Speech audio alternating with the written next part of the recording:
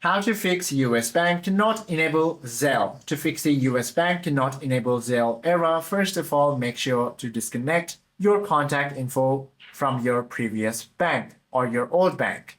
Go ahead and log into your old bank application or website, then go to the Zelle settings and click on the delete or remove your mobile number or email option.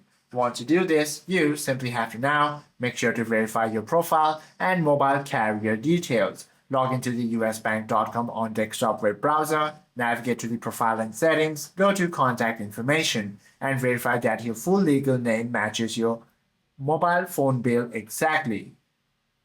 And also make sure to avoid VoIP numbers because Zelle does not accept voice over IP numbers or prepaid burner phones. You must use standard contract-based US mobile number capable of receiving shortcode text messages. Hope this video helps you out a lot. If you have any questions or queries, please do comment down below.